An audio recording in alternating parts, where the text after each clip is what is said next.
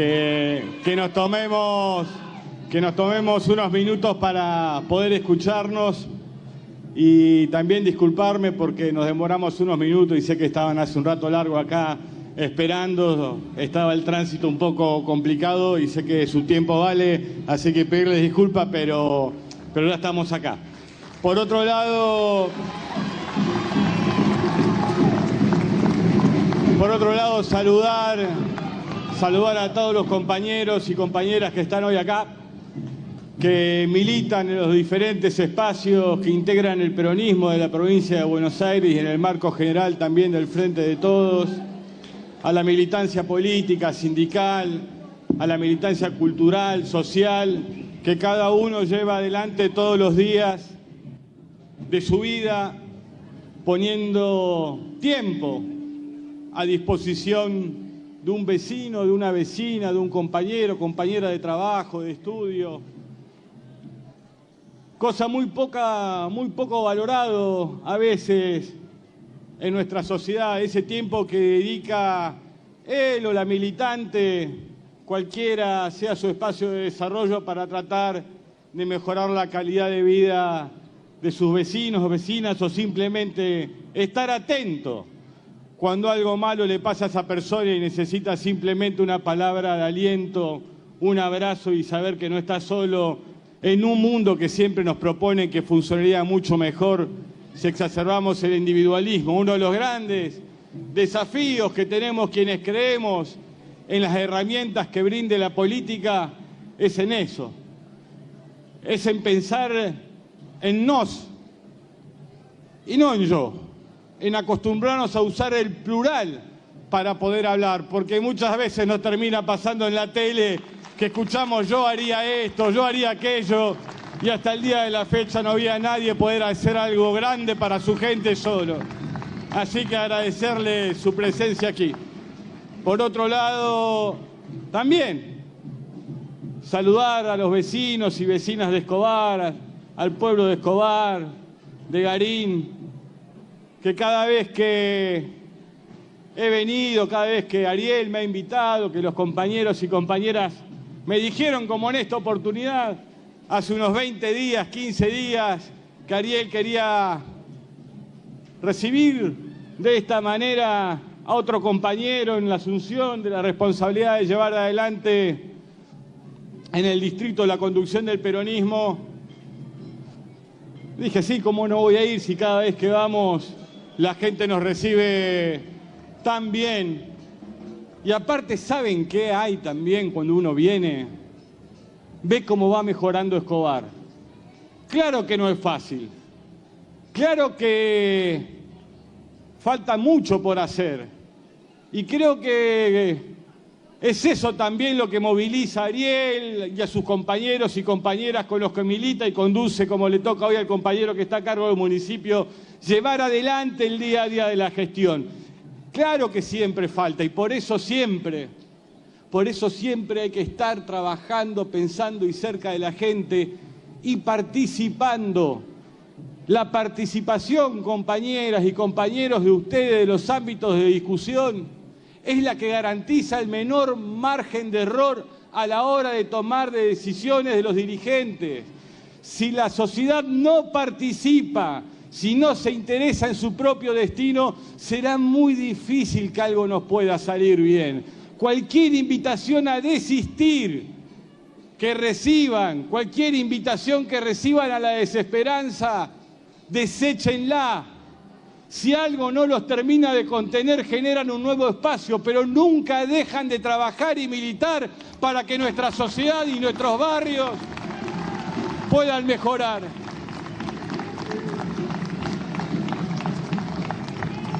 Siempre es más fácil desilusionarse. Siempre es más fácil dejar que seguir. Y ahí está, donde nace también, como decía recién Ariel, en ese momento que le tocó asumir como intendente de Escobar. Nuestro país, nuestra patria, desde el 9 de diciembre de 2015, entró en un tobogán Y no hay argentino ni argentina que no lo sepa. Podrá reconocerlo o no, pero lo sabe. El daño, el profundo daño que generó la presidencia de Mauricio Macri, no solo a quienes no lo votaron, sino también a quienes lo votaron, es muy profundo y de una gran extensión en el tiempo. A veces quieren minimizar desde muchos medios de comunicación, porque vaya, está muy bien que quienes están en Juntos por el Cambio, Cambiemos, o no sé cómo se llaman ahora, cuál es la nueva razón social, minimicen el daño de Macri. Lo que llama la atención, lo que nunca dejará de sorprenderme, es cómo minimizan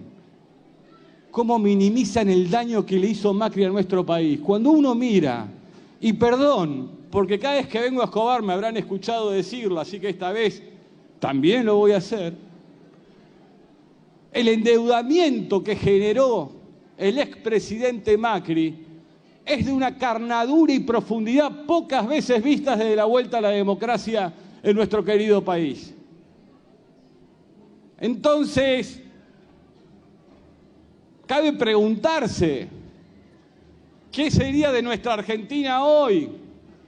¿O cómo vivirían miles de vecinos y vecinas nuestras? ¿Cuánto mejor si ese endeudamiento hubiera llegado a la gente? Si ese endeudamiento se hubiera materializado en escuelas, en pizarrones, en pupitres, en créditos para nuestros comerciantes o nuestras pymes, en universidades, en mejorar la atención y la calidad de la salud pública, como hace todos los días el compañero Ariel. Lo importante que es para cualquier argentino o argentina saber que puede contar con el medicamento, la atención en un hospital, cuánto mejor sería para nuestro país al menos. También, si ese endeudamiento, por ejemplo, hubiera servido para hacer una planta de gas natural licuado. Miren, cuando se desató el conflicto en Europa, con las consecuencias que muchos de ustedes saben, y si no saben, les pido que se interesen y se informen.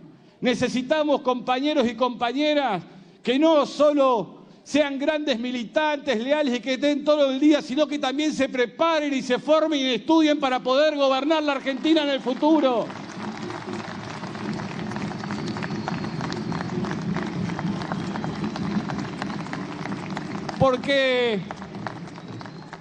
Porque ustedes saben muy bien cuál fue la engaña pichanga del 2015, muchas veces repetidas como loro desde los medios de comunicación, que como venía del sector privado, el expresidente Macri iba a ser un gran gestor del Estado, que no era un político, porque los que proponen salidas no políticas para el año que viene son los mismos que propusieron las mismas salidas para el 2015, y el resultado no solo será el mismo que tuvo Macri, sino peor.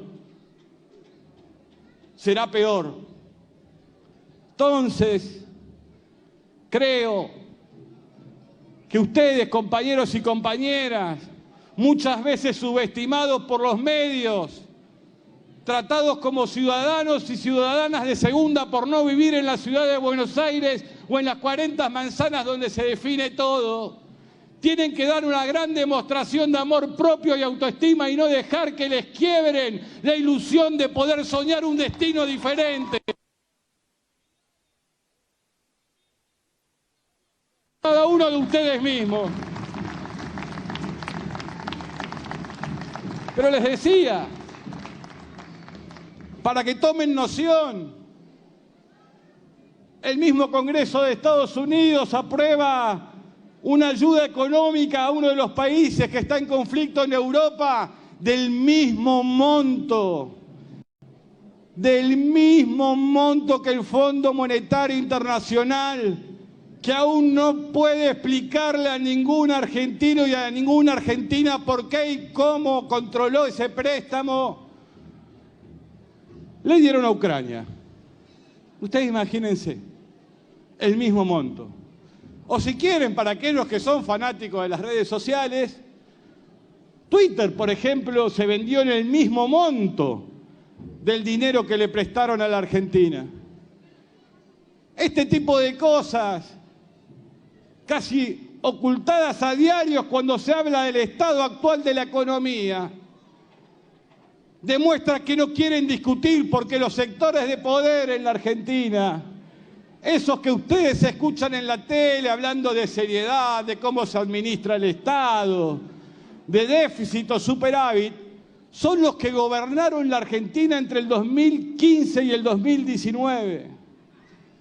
Les pido que estén atentos, que discutan y hablen en todos lados. Obvio que cada uno de los que está presente hoy aquí en este polideportivo, el 2019, cuando fue a votar, quería una realidad mucho mejor que la que tenemos ahora. No basta que nos una el espanto. Cuando nos unimos de esa manera, no va a alcanzar. Lo que nos tiene que unir son los sueños, las ilusiones, entender que nuestra sociedad necesita vivir mejor todos los días. No me alcanza que Macri esté del otro lado. No me alcanza eso. Por eso, en días tan difíciles, para el mundo también, porque muchas veces también nos muestran solo que algunos procesos económicos ocurren en nuestro país y no en nuestro lugar. Una inflación que va al galope en Europa y en diferentes países también de nuestra querida y hermosa región. Ahora bien, ¿por qué se producen estos fenómenos? Y miren, a mí, y lo voy a decir con la mayor de las responsabilidades, y saben cómo hemos actuado a lo largo y durante todo este tiempo. Cuando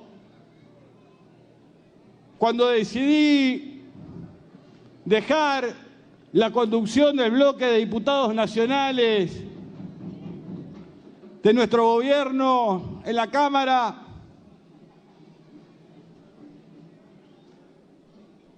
porque no estaba de acuerdo en cómo se habían llevado adelante las negociaciones con el Fondo Monetario Internacional.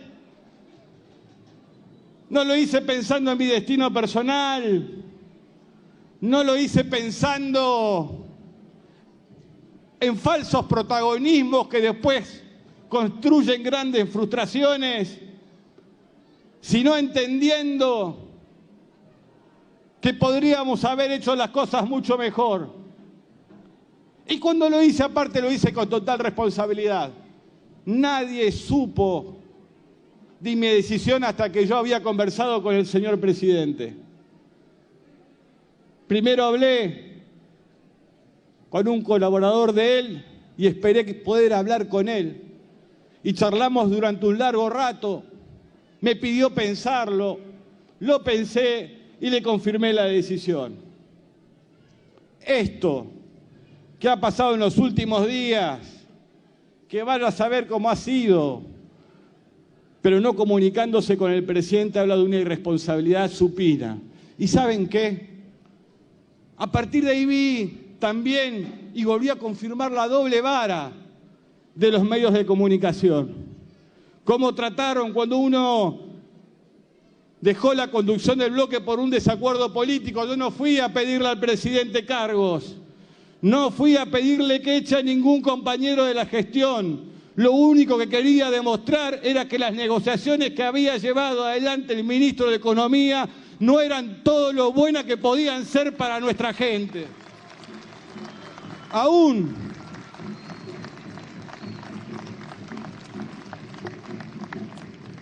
¿y saben por qué? Miren, leía unas declaraciones leía unas declaraciones de la actual titular del Fondo Monetario Internacional para que ustedes tomen dimensión. Y realmente les pido que tomen dimensión.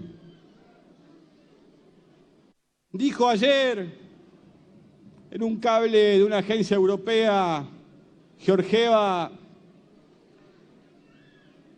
estas palabras, abro comillas: necesitamos tener claro que las acciones dolorosas, repito de vuelta, necesitamos tener claro que las acciones dolorosas a veces son necesarias para cosechar los beneficios de estas acciones. ¿Dolorosas para quién? ¿Más dolor? ¿Por qué no acciones inteligentes? ¿Por qué no acciones planificadas y pensadas? ¿Por qué definen que las únicas acciones que se pueden tomar siempre en el marco de una supuesta seriedad son dolorosas para la mayoría de una sociedad que no solo tiene que sufrir las consecuencias económicas de ideas viejas, sino que viene de la tragedia de la pandemia? ¿Cuándo le van a dar un respiro a la gente? ¿Hasta dónde van a ser capaces de llegar? Esto es lo que cabe preguntarse, y es ahí cuando las dirigencias deben crecerse en las difíciles, porque es bueno, qué fácil que ser dirigente haciendo lo que te dice AEA, lo que te dice el fondo. Qué fácil ser dirigente político y te invitan a lucirte en la tele para responder que bueno, hay que hacer un ajuste y que es doloroso y que pobre la gente. Lo mismo aparte, los argentinos venimos escuchando del 9 de diciembre de 2015. Si ustedes pusieran estas declaraciones de Georgieva en boca de Macri del 2016, del 17, del 18 y del 19, era lo mismo. Sacrificio, sacrificio, pero nunca resultados. Es hora que el sacrificio de un pueblo tenga valor y pueda tener registro ese pueblo en el día a día de su vida. Esa es la verdad.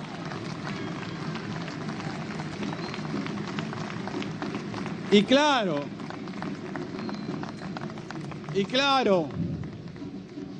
también saldrán después a decir, bueno, eso es demagogia, populismo. Miren, tenemos muy claro, muchos compañeros y compañeras de este frente, que gobernar no es soplar y hacer botellas, que gobernar no es coser y cantar. Pero también tenemos muy claro y aprendimos, y creo que es lo mejor que nos quedó de esa fase del 2003 al 2015, que la Argentina puede. Que la Argentina pudo sacarse al Fondo Monetario Internacional de encima, que la Argentina pudo recuperar el trabajo y el poder adquisitivo de la gente, que la Argentina pudo crear cientos de miles de pymes a veces, y le juro, no sin sorprenderse uno, aunque lo escuche de hace tiempo, quieren plantear una falsa dicotomía entre el peronismo y los comerciantes y los empresarios pymes y los pequeños y medianos productores. ¿Cuándo le fue mejor a esos pequeños y medianos productores y a esas pymes que cuando gobierna el peronismo y cuando el peronismo se hace cargo de lo que quiere representar y no anda por ahí temeroso? Hay que volver a construir, a sedimentar en nuestra sociedad una idea de que puede salir adelante. Si los convencen de que no pueden, si los convencen de que no merecen, va a ser muy complejo. ¿O no ven acaso, compañeras y compañeros, cómo se agazapan? Y que más que tener caras de preocupados ante la situación, casi que se sonríen. Y han dejado de hablar cómo llegamos a esta situación, porque el Fondo Monetario Internacional de la Argentina no lo trajo ni el presidente ni la vicepresidenta, lo trajo el señor Mauricio Macri, que todavía anda por ahí poniendo cara de yo no fui. Y también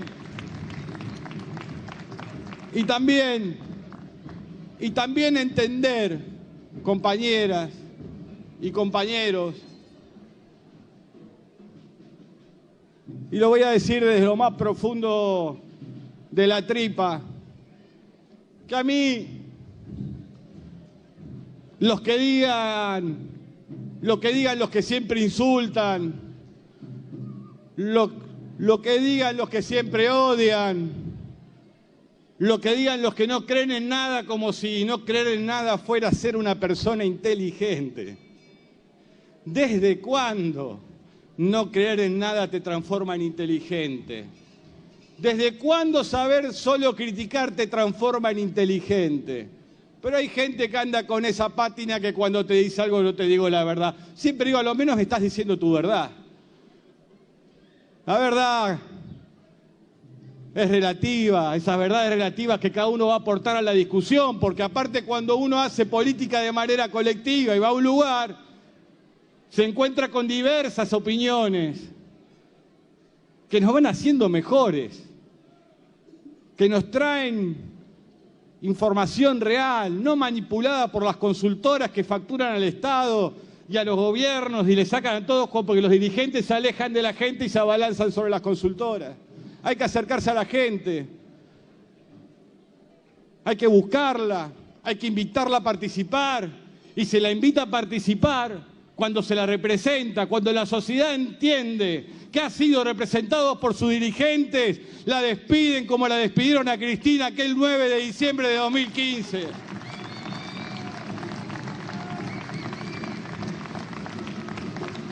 Pero le decía que muchas veces durante estos últimos meses, no sin dolor, escuché a dirigentes importantes de nuestro espacio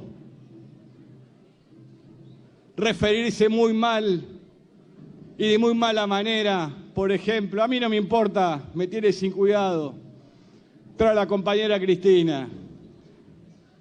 Y se abrazaron a Guzmán. Los dejó tirados y ahí está Cristina otra vez poniendo la cara para sacar esto adelante. A ver cuando aprenden. A ver cuando aprenden que dar debates y discusiones internas no significa ponerse del lado de Drácula si es necesario para tener razón. Yo, nada más, agradecerles tanto amor, tanto apoyo y también tanta paciencia. Sé que no la están pasando bien. Sé que cuando van todos los días a una verdulería o una carnicería, sienten el sogazo en el bolsillo. Hay que trabajar para recuperar el poder adquisitivo de las trabajadoras y trabajadores, de los sectores formales, informales, de la economía popular, o llámenle todo como quieran. ¿Saben por qué? ¿Saben por qué? Del 2000, ¿saben por qué? Para que tengan en claro, compañeros y compañeras, cuando les quieren hacer creer que si se modifican leyes laborales va a haber más trabajo. Del 2015 a la fecha, nuestro pueblo, nuestras ciudadanas, nuestros ciudadanos, trabajen en un comercio, sean dueños del comercio, nuestros arquitectos, nuestros maestros mayor de obra, nuestros herreros, en relación de dependencia o no en relación de dependencia, han perdido más de 10 o 15 puntos del poder adquisitivo sin que en la Argentina se modificara una sola ley laboral.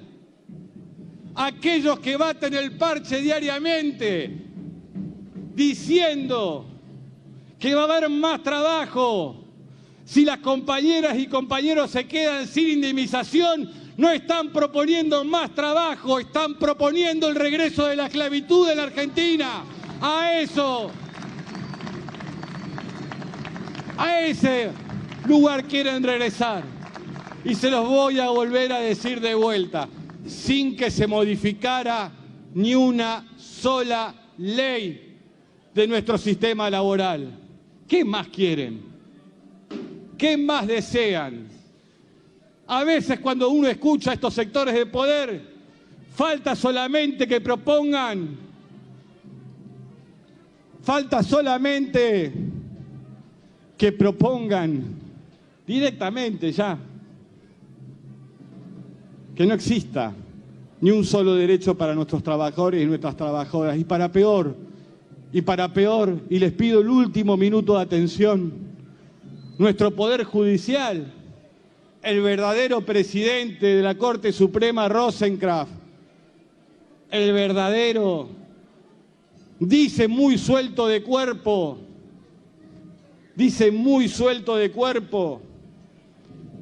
que no se puede, que no todos los derechos de mis compatriotas pueden ser respondidos o intentar ser respondidos.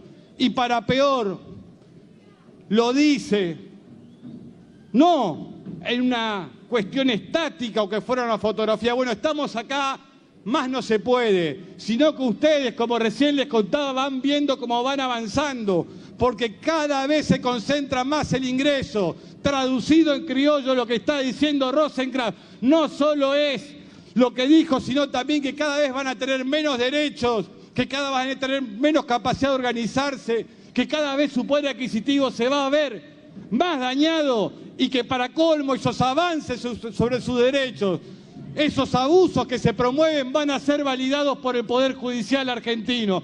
Yo les pido a las trabajadoras y a los trabajadores de la Argentina que estén atentos, que miren bien, porque lo que sucedió durante esta pandemia habla de quién es quién en la Argentina. Ese gobierno que esta militancia que está reunida hoy aquí votó, es el gobierno que hizo las ATP y las IFE para que no se rompiera el vínculo laboral entre la patronal y el trabajador, que hizo la IFE para aquel que no tenía un trabajo formal, pero muchas veces lo venden como si fuera algo solo para esa gente, cuando los compañeros y las compañeras en los barrios cobraron la IFE, también le fue mejor a los comerciantes, al mercadito del barrio, porque los compañeros tuvieron para ir a comprar un poco de comida, porque el ATP resguardó el trabajo. Entonces, ese sector privado que recibió, que aparte, y no es malo recordar, los trabajadores y las trabajadoras acordaron con el sector privado, incluso con la inteligencia que caracteriza a nuestro pueblo, cobrar el 75% del salario durante la pandemia porque no iba a trabajar. Nuestro pueblo entendió mucho más rápido muchas veces que los sectores de poder, que tenía que poner el hombro. Ni hablar de nuestras enfermeras, médicas y médicos que estuvieron en todos los hospitales sobre los que hoy algunos proponen recortar una vez terminada la pandemia los salarios, porque cuando hablan de la cuestión fiscal no se olviden por dónde siempre se empieza, Tengan cuidado siempre, Entonces, esa inteligencia que tuvo el trabajador y la trabajadora de aceptar cobrar menos para poder pasar la pandemia y que tampoco quien le daba trabajo se fundiera, de ese Estado que aparte fue a ayudar a ese mismo empresario que ya estaba ayudando al trabajador para pagarle la mitad del salario de la nómina. ¿Cómo puede ser que ese sector privado, formador de precios, empresarios, recibió una gran mano de su pueblo trabajador en la pandemia y también del Estado, y ahora ponga cara de no puede hacer otra cosa y lo primero que se le ocurre es salir a remarcar los precios? Hace falta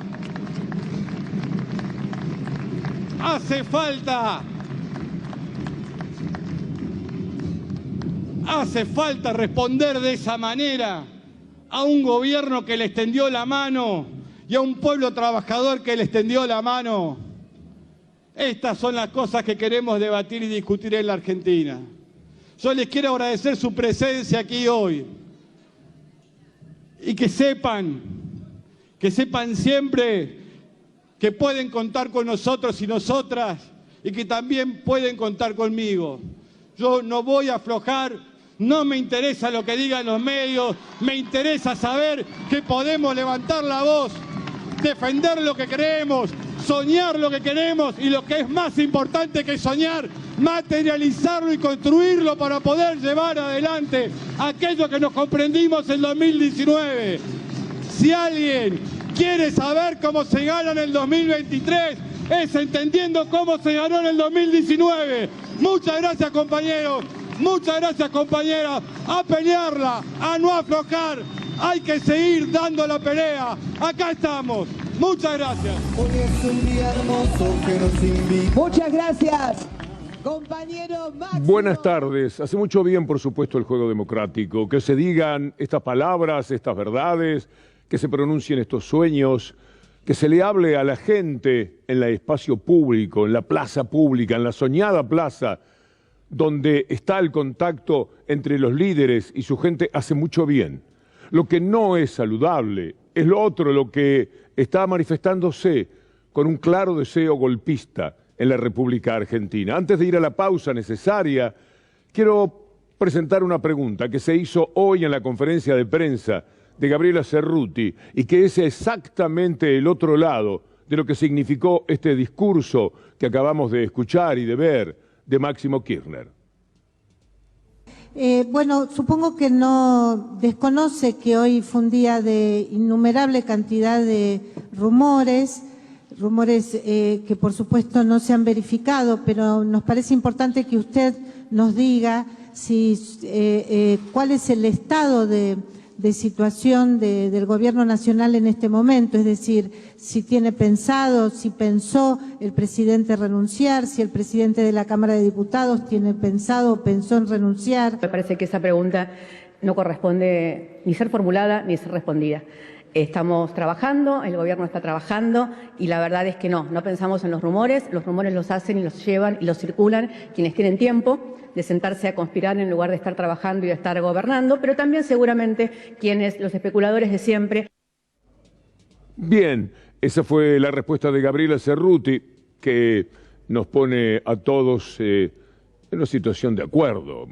Otra cosa no podía manifestarse. Tenemos que hacer una pausa, como les decía, y después vamos a ir a un recorrido de por qué es factible todavía que en la Argentina se pueda hacer esa pregunta, en una circunstancia de complejidades que se dan en todo el mundo, ese mundo que no muestran, en una etapa en la cual estamos a la salida de auténticos problemas muy graves como la pandemia y la situación de la guerra y sobre todo lo que fue el gobierno neoliberal, plantear ante las dificultades que un cambio de ministro, que ocurrió 1000 veces, también por supuesto en el gobierno anterior, podría generar nada menos que la renuncia del presidente de la República, atribuirle esa incapacidad a quien fue designado presidente de la República, es algo que resulta el corolario de todo lo que ha venido sucediendo en estos días, de títulos, de zócalos, lo que hemos tratado de hablar, ojalá que bien, en nuestra columna, tratando de evidenciar el rostro de ese sector, ese otro lado, que solo piensa en el golpe, en burlarse de la democracia, en llevarse por delante a un gobierno elegido por el pueblo y que podrían cambiar, pero dentro de 1 año y medio, no hoy, no ayer, como han pretendido, bochornosamente, arrastrando a la democracia al fango, a su peor nivel. Hechos como el que acabamos de presenciar son los que ponen la democracia nuevamente en nuestro corazón. Enseguida volvemos.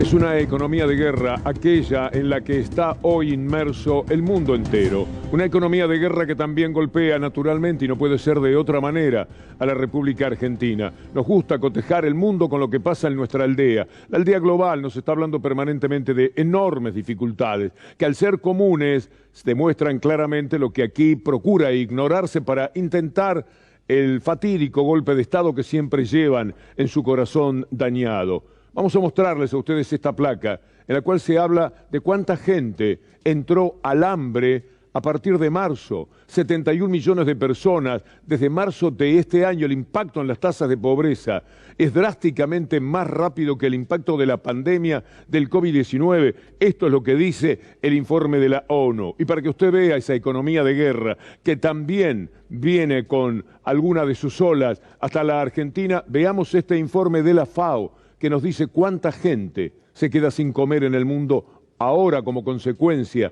de esa crisis económica de guerra. The SOF is reporting up to 828 million people chronically undernourished, what we call our POU indicator, which means that we have increased in 150 million more people chronically undernourished with respect to the previous year. Key drivers behind food insecurity are conflict, climate change, and slowdowns and downturns. In this context is when the war in Ukraine happens. And what this means is that the situation is exacerbated even more. Why? Because Ukraine and Russian Federation represent around 30% of the exports of cereals.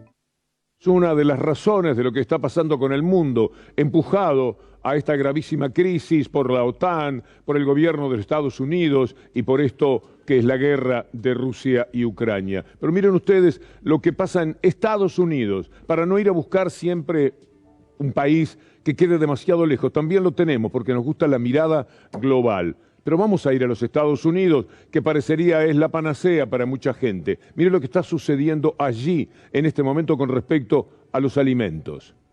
Y ahora hablemos de economía, porque la inflación más alta en décadas está cambiando los hábitos de los consumidores. Durante el primer trimestre de este año se notó que comenzaron a buscar la forma de hacer rendir más su dinero a la hora de comprar comida. Pero debido a los precios tan altos, ahora gastan un 6% más de todas formas y obtienen menos productos. Comer menos carne es una opción recurrente para ahorrar. Más de la mitad de los consumidores compra porciones más pequeñas. Un tercio ya no come pollo y casi el 40% suspendió el consumo de carne de res.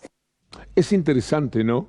Ver lo que pasa en Estados Unidos. Para esto son muy buenos allí. Hacen estadísticas generalmente irreprochables cuando entran a buscar los números. Nos está hablando cada uno de ellos de lo que puede suceder en la Argentina, que naturalmente es algo más débil que los Estados Unidos. Pero Estados Unidos, igual que la Argentina, tiene el problema de los tremendos especuladores, esos a los que justifica el presidente de la Sociedad Rural, un señor Gromyko Patel, y así sucesivamente. Y ni hablar los medios de comunicación que están todo el tiempo buscando entrevistados, encontrando a alguno que pueda decir que no puede abrir su comercio, que no puede atender, que no puede despachar. Todo lo cual después se corrobora que en suma se corresponde con una gran mentira, porque esto es lo que ha sucedido en estos días. Vale la pena a luchar contra la especulación. Este es el enemigo, pero la especulación no es una entelequia, algo que está en el aire, algo que flota, que respiramos porque existe. No, la especulación tiene que ver con especuladores, y los especuladores son delincuentes que están en contra del pueblo. Son los que permanentemente quieren sacar todo tipo de ventajas. Y lo paga usted, lo paga cada una de las personas de los sectores medios y vulnerables, especialmente. Vea usted lo que dice la ministra Batakis sobre la especulación. Nosotros creemos en el trabajo productivo, no en el trabajo especulativo. Entonces, de ninguna manera podemos aceptar cuando hay algún vendedor, algún comercio minorista que simplemente ante la posibilidad de que exista inflación decide remarcar los precios. Nosotros eso no lo podemos aceptar por el bien de la gente. Y vale la pena escuchar a un protagonista, una víctima de esa especulación, un panadero, que después tiene que dar la cara frente a la gente. A ver qué nos dice Gastón Mora, un luchador en la provincia de Buenos Aires, en la zona de Avellaneda, contra aquellos que viven especulando. La verdad que estamos atravesando una situación muy compleja luego del cambio de ministro de Economía. Con la llegada de Silvina Batakis, el día lunes nos aumentaron un 8% en lo que es la harina, se suspendieron las ventas de la margarina, de la grasa, tenemos incluso en lo que es maquinaria de panaderías las ventas suspendidas hasta nuevo aviso.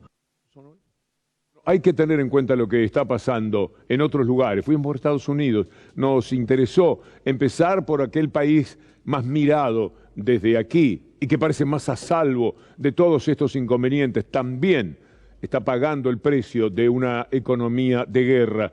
Y también ha tenido hasta intentos de golpe de Estado por quienes no querían ceder el derecho a que otros habían ganado. ¿Qué es lo que pasó en la Argentina?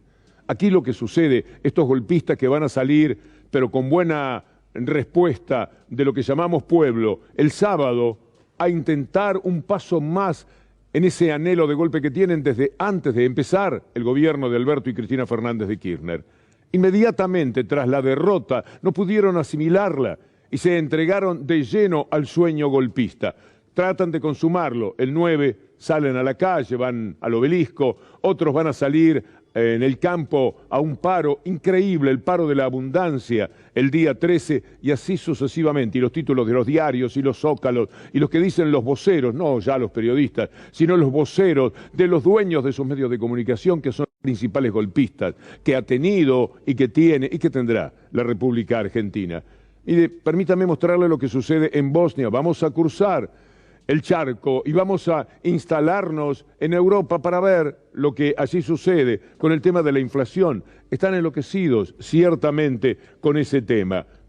Una inflación, esta de Bosnia, galopante, que ha dejado a la gente también afuera de la posibilidad de comer.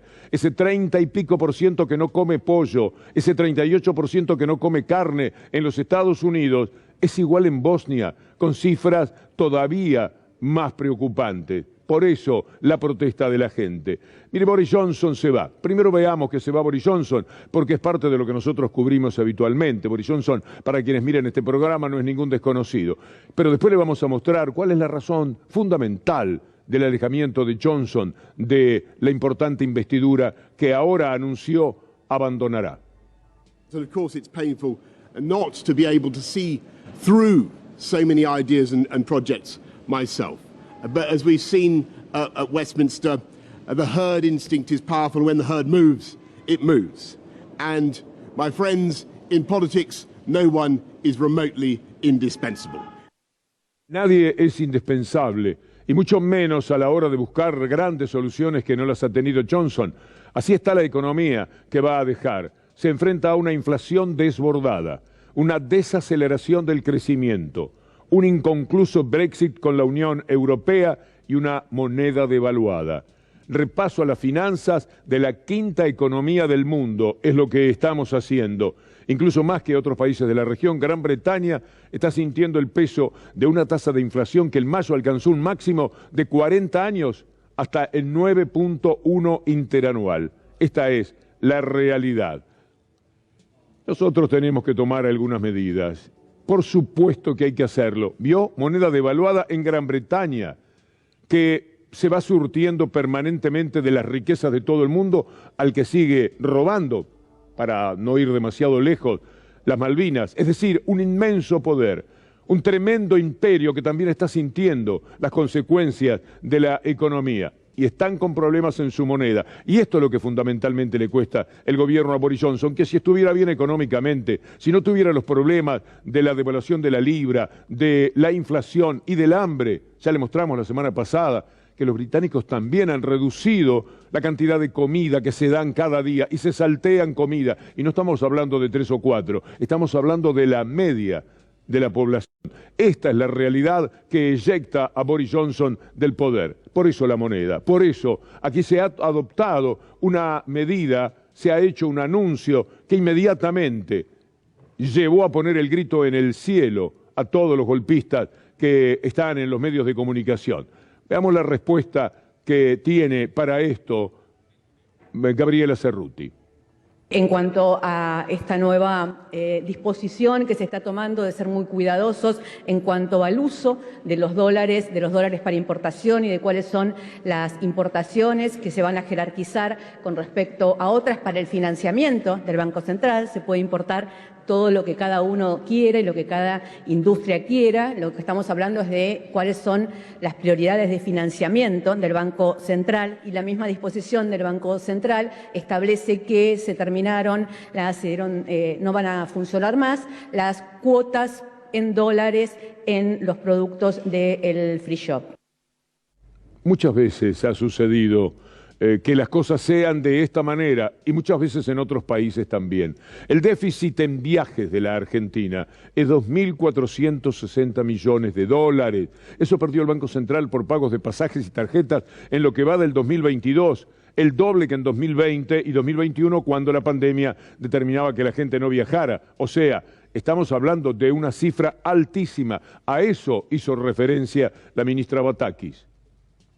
El dólar es un recurso escaso en Argentina y esos dólares tienen que estar puestos a disposición de ampliar nuestra matriz productiva, de darle más complejidad, de tener más diversidad. Nosotros tenemos que ser eficientes en eso y creo que es una responsabilidad de todo gobernante aplicarlo para que todos y todas las argentinas estemos mejor.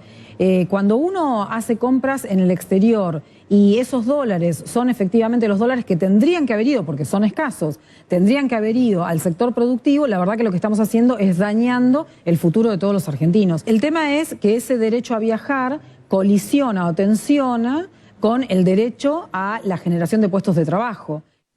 Inmediatamente apareció alguien que dijo: yo soy el más imbécil, por favor permítanme responderle a Silvina Batakis. Y digo, bueno, responda entonces, hágalo usted. Dio su gran definición de que el derecho a viajar colisiona con el derecho a trabajar. Déjame decirte de una manera menos elegante, pero creo que más contundente. El derecho a limpiarnos el traste colisiona con el derecho a trabajar. Está sacando el papel higiénico. Resulta que nos tenemos que sacrificar, y cuando vamos al baño, no limpiarnos el traste con papel higiénico para que haya un puesto más de trabajo. Es un absurdo realmente. Vamos a hacer la pausa y volvemos enseguida.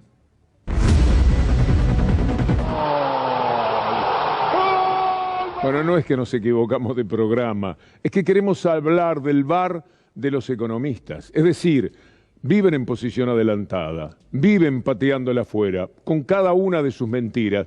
Pero antes, a propósito de este gol tan discutido, no concedido a River, en medio de una discusión que no se apagó en toda la jornada, donde uno pusiera la mirada, estaba que no la tocó, que si la tocó no vale el gol, que si la tocó esto en el código futbolístico, por no haber intención tendría que haber sido concedido, pero no es por ese lado que vamos a entrarle al tema. A mí me ocurrió un estremecimiento de solo pensar que hubieran puesto el VAR en el gol de Diego a los ingleses. No estoy muy seguro, yo tampoco.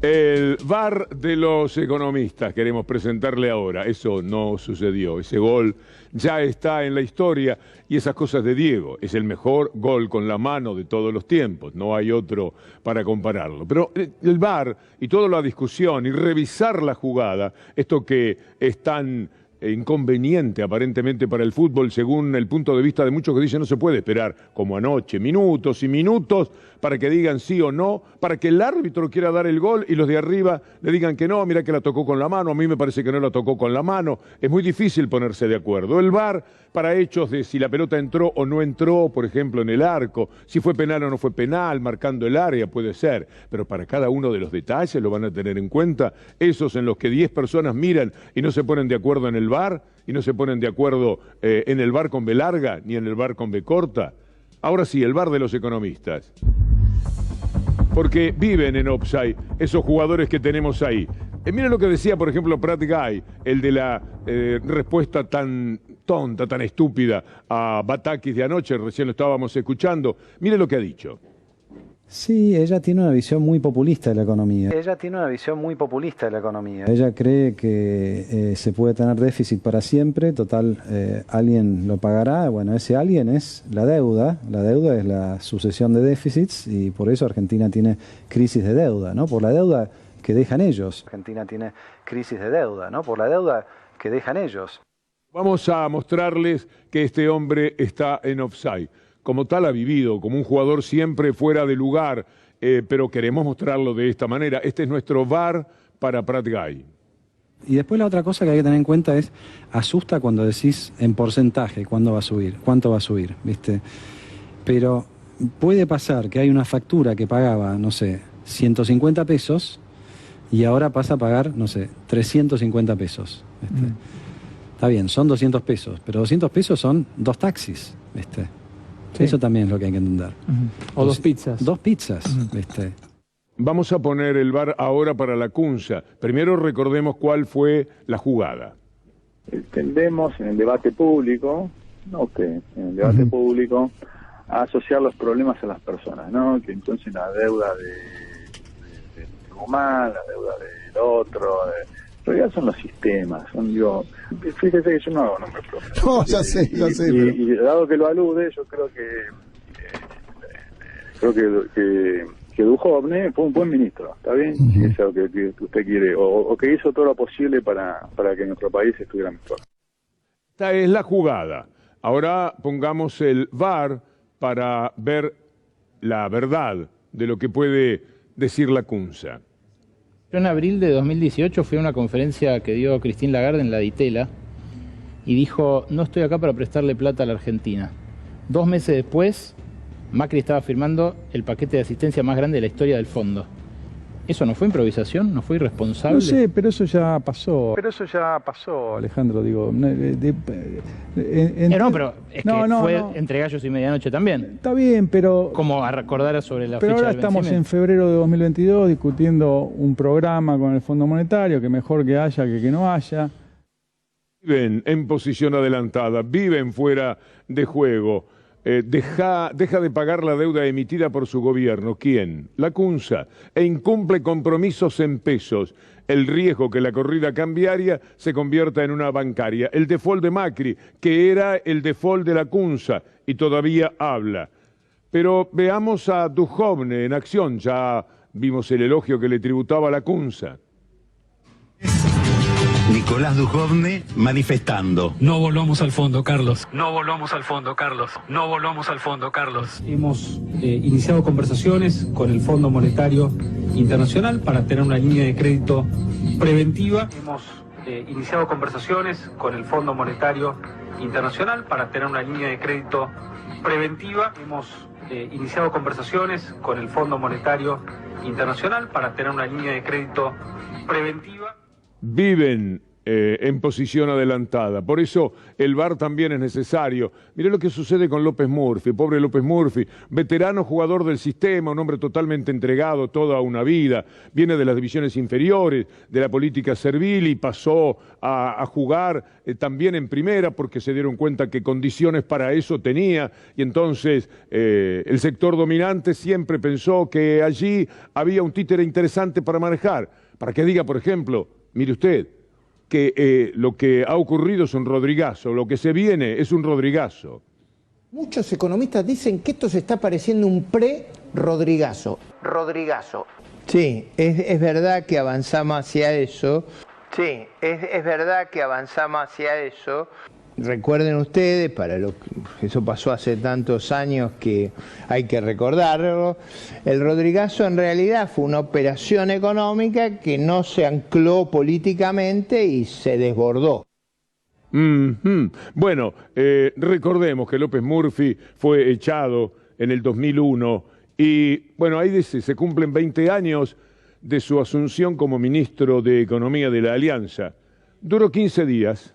15 días duró, tarjeta roja, de verdad. Cuando uno le muestra el VAR a López Murphy no tiene más remedio que decirle, señor, afuera. No puede jugar de ninguna manera. Nos vamos a despedir, amigos.